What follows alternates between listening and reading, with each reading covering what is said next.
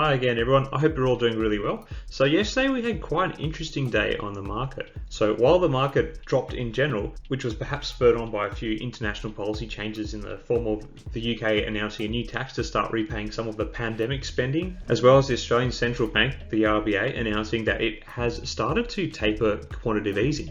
In spite of this, many of the retail darlings still had quite a good day on the market, and my latest focus being Vinco Ventures, ticker symbol BBIG or BBIG, was no exception. So much so that the short squeeze play around the stock has again become recognised as the best technical short squeeze on the market. The way this played out is that a generally flat trading day was punctuated by a very strong rally in the final hour of trade, which saw the stock gain an impressive 21%. And from my perspective, I was able to atone for my limit order stuff up on Friday and made some decent coin trading this stock. Anyway, this video will be a trend and technical analysis of the latest movements for the stock and an update on the short squeeze, so let's dive straight into it. So here is the state of play following yesterday's trade.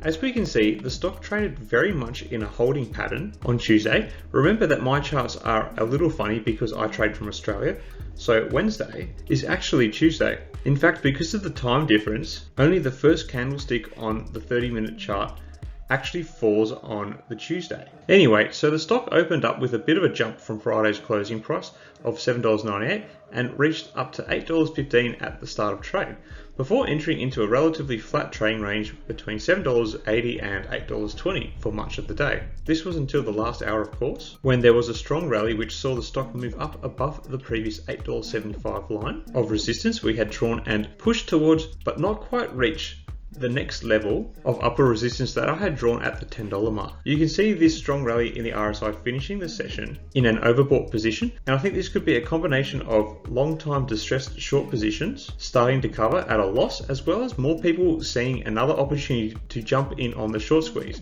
So let's update the charts with some new key price points. So what I've drawn in is what appears to be a new line of lower resistance along the $7.80 mark, a price point which held up quite respectably in the face of major macro headwinds on Tuesday. It also helps sketch a picture for where some more recent distressed short positions are forming, particularly this valley from Friday's session. The other line I have added is this dotted green line at $10.50. I think this could be the next level of upper resistance based on a couple of candlesticks that formed following the all-time peak of this rally so far.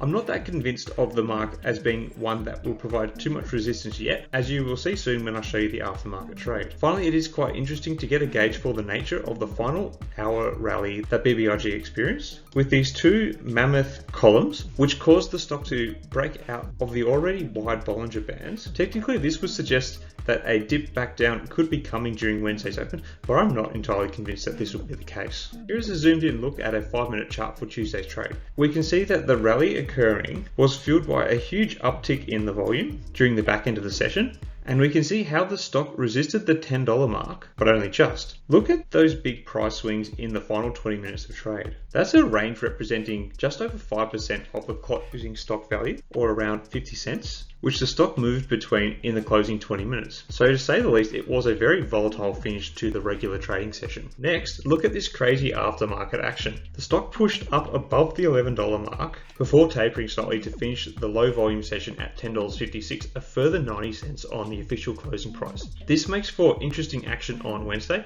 as this could be an indicator of where the stock may open trade and could potentially be a source for a signal for any potential rally early on in trade. That being said, I have flagged the $10.50 mark as a new potential point of resistance if the $10 mark happens to be meaningfully breached during regular trade, so I will not be surprised to see a bit of a pullback in the pre-market from this point. Even the official closing price is an impressive 21% improvement from the day's opening price, so the stock could be running a little too hot at the moment, but I suppose only time will tell.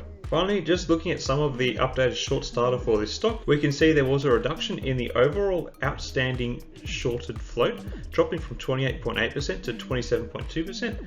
I think this may be due to the relatively flat trading range experienced through the day and perhaps a few positions being squeezed out during the late rally the stock experienced. With that rally, we have seen a further move away from the average price of the distressed short positions, which has only caused an increase to the borrow fee, which is now a whopping 111%. I think the continued large percentage of the float being shorted And this growth in stock value is what has allowed BBIG to regain its place as the hottest short squeeze prospect presently on the market, at least from a technical perspective from Fintel. Anyway, what do you guys think? Are we set to see a continuation of this rally during Wednesday's trade, or is the stock going to likely give back some of its late rapid gains?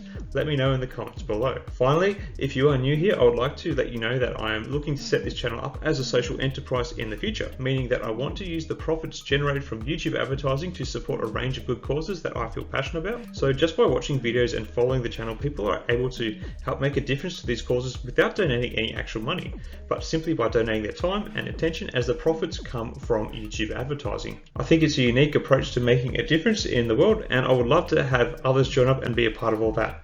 Anyway, until next time guys, may the markets trade in your favor. Cheers.